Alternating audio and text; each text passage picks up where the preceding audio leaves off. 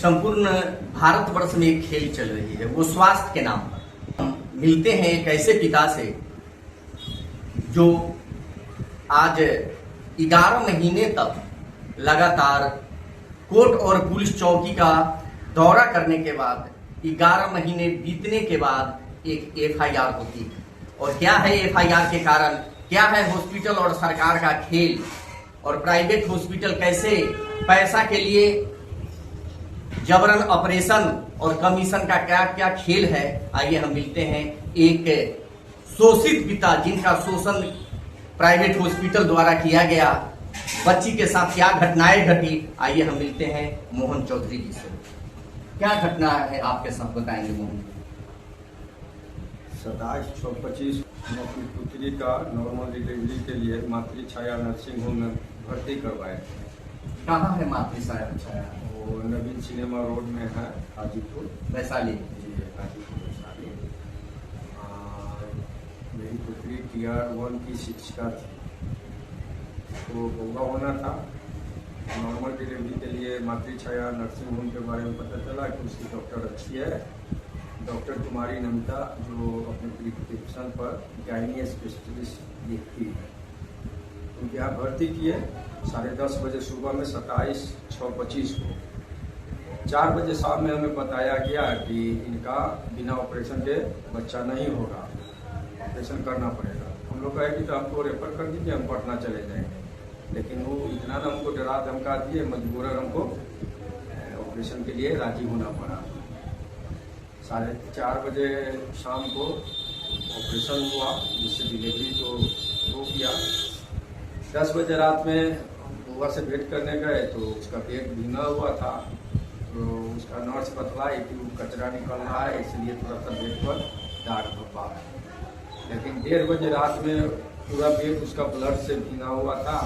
डॉक्टरनी थी नहीं, उनका नर्स और कंपाउंडर सोया हुआ था, सबको जगाए और जाके डॉक्टर से बात किए। वो पटना रहती है, तो कोई सुई दवा बताई तो चला। फिर 10 बजे दिन में 28/6/25 को डॉक्टर आती है। मतलब घटना 2025 की 28/6/25 को आई और कहती है कि इनका स्थिति थोड़ा सामान्य नहीं है, इनको बेहतर इलाज के लिए ले जाना होगा। इनको छोड़ दीजिए, हम पटना ले जाते हैं। इतना ही पटना जाने की स्थिति में नहीं है, और स्वयं उसको एम्बुलेंस के मार्फत ले जाके गणपति में एडमिट करके वहाँ डबल ऑपरेशन करके बचदानी निकाल दिया। उसकी सहमति आपसे ली गई? जी नहीं, हमसे नहीं ली गई, विदाउट आपकी सूचना के। जी। और 28/6/25 को ऑपरेशन करने के बाद नीचे आकर के बोलती है कि जो बीमारी का कारण था हम उसको निकाल दिए हैं, अब आपको पेशेंट सामान्य हो जाएगा। लेकिन 29/6/25 को भी 10 बजे तक जब स्थिति सामान्य नहीं हुआ, तब हमको गणपति वाले बोले कि इनको बेहतर इलाज के लिए आप पटना कभी ले जाएंगे। गणपति वाले बोले? जी, गणपति वाले। तो वहाँ से फिर हम लेकर के वहाँ मेदांता में रेफर करवाए, मेदांता में चले गए। तब तक आपका गणपति में कितना पैसा लगा? वहाँ लगभग 1.5 लाख रुपया खर्च हुआ। 1.5-2 लाख गणपति में लगा? जी। और मातृ छाया 30,000 रुपया लिया। मातृ छाया 30,000 लिए। गणपति में वहाँ दवा बार मंगाते थे, उसमें खर्चा हुआ, बेड चार्ज है और समय करके लगभग 1.5 से 2 लाख रुपया का खर्चा हुआ। ठीक है। उसके बाद वहाँ से लेकर के हम लोग मेदांता में गए 29/6/25 को, जहाँ इलाज में एडमिट हुआ।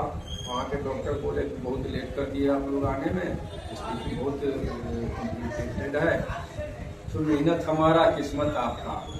डॉक्टर वहाँ ऑपरेशन नहीं करना चाहिए, डबल ऑपरेशन करने के कारण ये स्थिति खराब हो गया। वहाँ सुई दवा चला, इलाज में रहा। 2/7/25 को मेरी बेटी एक्सपायर कर गई। उसके बाद घर आए हम लोग, श्राद्ध हुआ, तब राम थाना को पिटीशन दिए इस संबंध में। तब तक वहाँ जो आप पटना में वेदांता में थे, वहाँ कितना पैसा लगा? वहाँ लगभग 14.5 से 15 लाख रुपये। हम समझ सकते हैं आपके जो आपके साथ लगा। हमने नहीं लिया, तब SP साहब को पिटीशन दिए। SP साहब उस पर कोई कार्रवाई नहीं की। 20/7/25 को केवल SP साहब को आपने सूचना किया या वैशाली में सिविल सर्जन वगैरह? सर्जन को भी दिया, उस पर कोई कार्रवाई हुई? नहीं, कोई एसपी साहब को आपने आवेदन दिया, उस पर कोई कार्रवाई हुई? ना, कोई कार्रवाई नहीं हुआ। तब हार करके हम कोर्ट के शरण में गए, तो कोर्ट द्वारा केस नंबर 219825 28/8/25 को थाना में भेजा गया केस इंट्री कर आगे की कार्रवाई की, लेकिन थाना के द्वारा कोई कार्रवाई नहीं किया गया।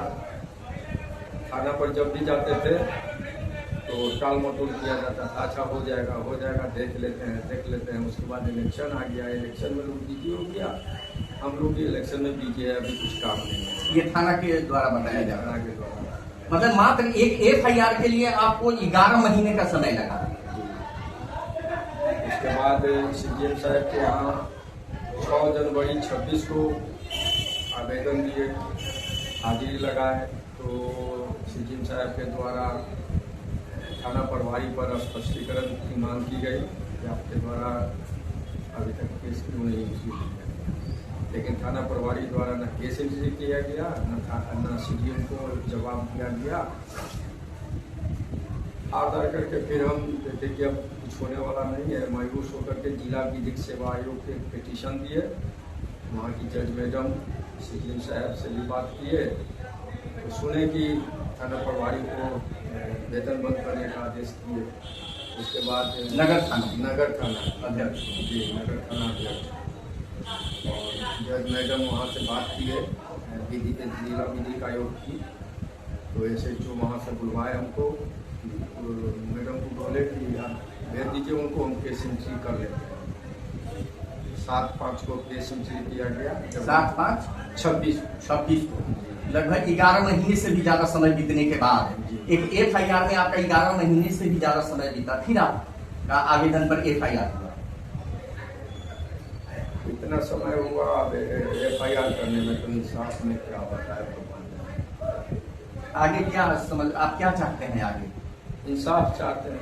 किनसे आप इंसाफ चाहते हैं? उस कोर्ट से जो आपको उनके आदेश से FIR हुआ, या उसे FIR करने वाले थाना और प्रशासन से जिन्होंने 11 महीने बाद FIR किया? किनसे आपका आशा? अब आप थाना से तो उम्मीद नहीं है, कोर्ट की उम्मीद है कि कोर्ट द्वारा ही हमको इंसाफ मिलना चाहिए। जब थाना 11 महीना 10 महीना केस इंट्री करने में लगा सकता है, तो इंसाफ क्या करेंगे? कभी स्थानीय जिलाधिकारी वगैरह से आपकी मुलाकात या कोई आवेदन हुआ था?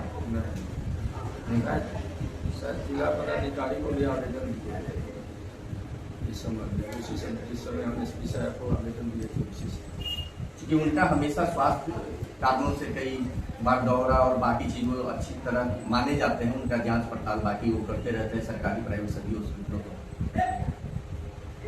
आगे आपकी आशा क्या है? इंसाफ के लिए तो भटक रहे हैं। आपका परिचय क्या है? आप जो बच्ची शिक्षिका थी पुष्पा, उनके पिताजी आप हुए, आपका परिचय क्या है? मेरा नाम मोहन चौधरी हुआ, घर मेरा देसी थाना में, देसी जिला वैशाली। देखिए कैसे एक पिता को FIR के लिए 11 महीने तक कोर्ट और थाने का दौरा करना पड़ रहा है। आखिर क्या लाभ था उस थाना अध्यक्ष का, जिन्होंने एक पिता को 11 महीने तक अपने पास दौड़ाते रहे, उसके बाद कोर्ट के आदेश आता है और कोर्ट के आदेश आने के बाद पुनः FIR होता है। ये पूरी खेल केवल इस वैशाली जिला का नहीं है, पूरे बिहार पूरे देश के अंदर ये खेल हो रहा है। हॉस्पिटल के नाम पर, जिसे डॉक्टर के यहाँ जिसको भगवान लोग मानते हैं, वहां दवा में कमीशन, हॉस्पिटल में भर्ती के दौरान कमीशन, पेशेंट को जब ट्रांसफर करते हैं उसमें कमीशन, रेफर जिसको कहते हैं, जब पेशेंट को किसी एक जगह से दूसरे जगह भेजा जाता है फिर उनका कमीशन होता है। यहाँ तक कि सरकारी हॉस्पिटल जो है वहां से भी जब किसी पेशेंट को यह कह के वापस किया जाता है कि यहाँ उपयुक्त इलाज की व्यवस्था नहीं है, ऐसे में जहां भेजा जाता है वहां ऑपरेशन। ये टोटल खेल, पूरी खेल पैसा के लिए है। यहाँ तक अगर जिस के बारे में बता रहे हैं, वहां अगर बात करें तो ज्यादातर प्राइवेट नर्सिंग होम में जाने वाले,